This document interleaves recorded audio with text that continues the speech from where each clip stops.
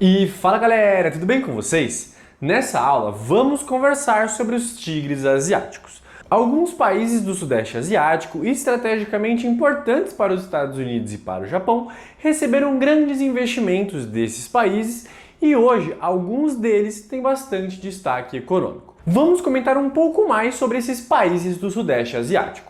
Os países do Sudeste Asiático, que apresentam um acelerado processo de industrialização e grande crescimento econômico desde 1960, foram denominados tigres asiáticos. Os primeiros a integrar o grupo foram Hong Kong, Coreia do Sul, Singapura e Taiwan.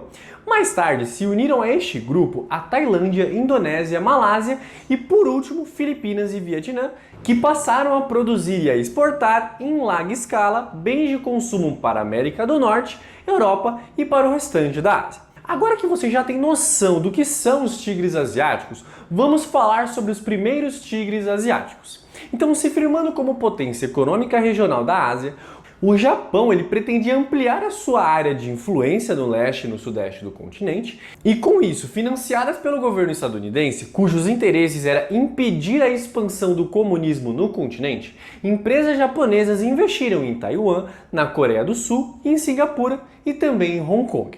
Os investimentos nesses países resultaram em crescimento econômico bem acelerado e logo eles foram chamados de tigre asiático, que seria uma alusão aos tigres, animais de origem asiática, que se deslocam com grande velocidade e agilidade, visto que essas nações se desenvolveram rapidamente e se tornaram plataformas de exportação de bens industrializados. Vamos falar sobre essa questão de plataforma de exportação. O Japão desejava expandir a sua produção industrial e reduzir os seus custos de produção com o emprego de mão de obra barata.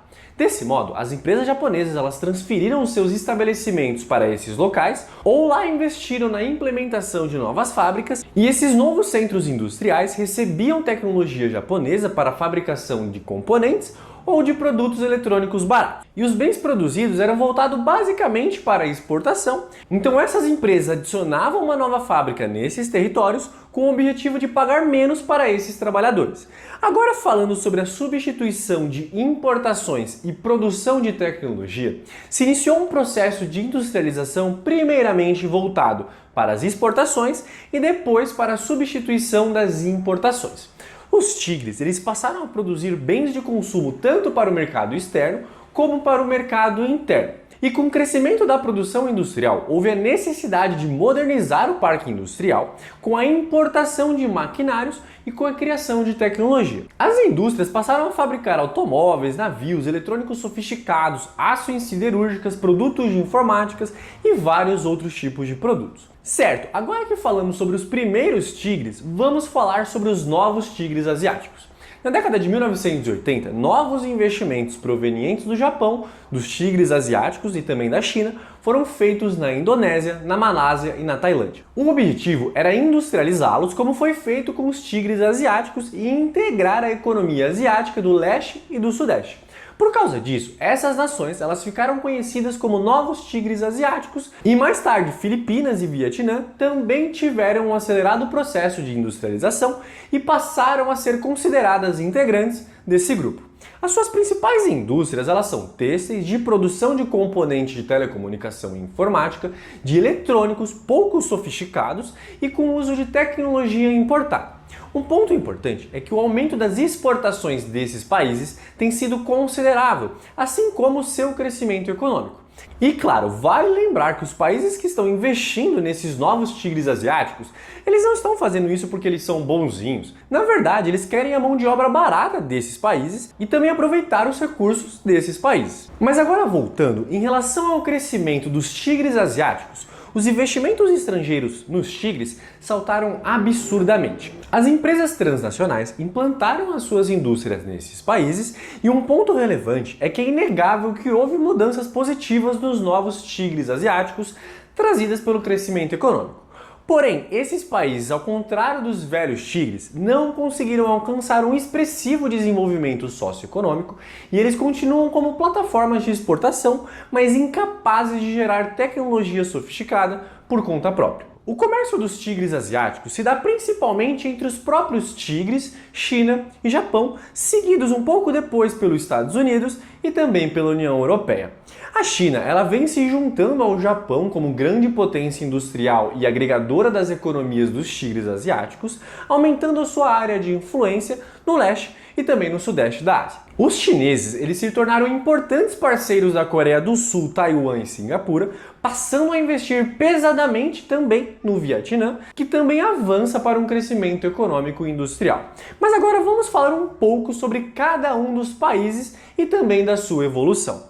Na década de 1960, a Coreia do Sul era um país bem pobre e o seu PIB per capita era comparável a dos países mais pobres da África e também da Ásia. Essa situação ela se inverteu em 2004 e a Coreia do Sul ela entrou no grupo das economias que geram trilhões de dólares por ano. O desenvolvimento industrial do país nas décadas de 1960 e 1970 ocorreu por meio da ação estatal com os planos quinquenais e dos grandes conglomerados financeiros que investiram no país. Nas décadas de 1980 e 1990, a Coreia do Sul ela passou de exportador de tecidos e sapatos para grande produtor global de automóveis, eletrônicos, navio, aço e também mais tarde produtos de alta tecnologia. Agora, falando sobre Hong Kong, em 1997 o território ele voltou a ser incorporado à China, mas a sua economia capitalista permaneceu intacta conforme o acordo assinado com os chineses. Hong Kong é uma das mais prósperas regiões da China, centro financeiro mundial, além de conter os mais importantes portos do planeta. Exatamente isso.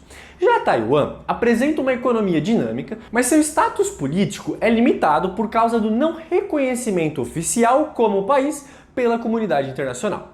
Além disso, as baixas taxas de natalidade e fecundidade, somadas à alta expectativa de vida, dificultam a reposição da mão de obra, porque com essa questão acaba tendo muitos idosos que não trabalham e poucos jovens para trabalhar.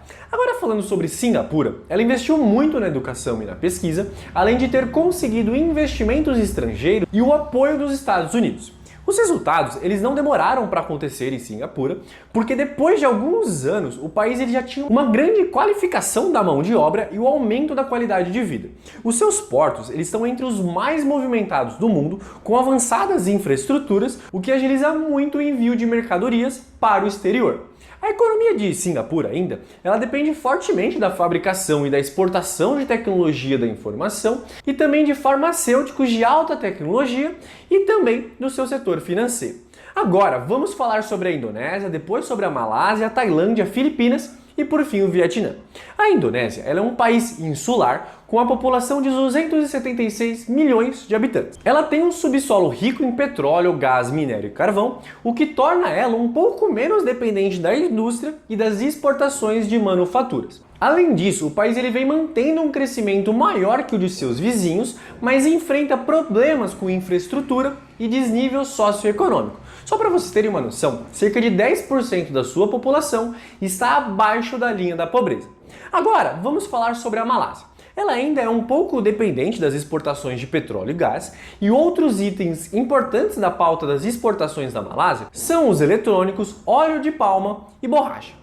Já a Tailândia, ela conta com uma boa infraestrutura e políticas que favorecem empresas transnacionais, e o país obteve um bom crescimento econômico com exportações de eletrônicos, produtos agrícolas, automóveis, e isso tudo atrai cerca de 2,5 milhões de trabalhadores migrantes de países vizinhos. Além disso, o turismo é um importante setor para a economia tailandesa. Agora, vamos falar sobre as Filipinas. Ela tem uma economia que vem resistindo às crises econômicas e financeiras globais melhor do que os seus semelhantes regionais, e isso ocorre porque apresentam menor dependência das exportações por conta do consumo interno ser bastante relevante para o país, ou seja, ela não depende tanto das exportações.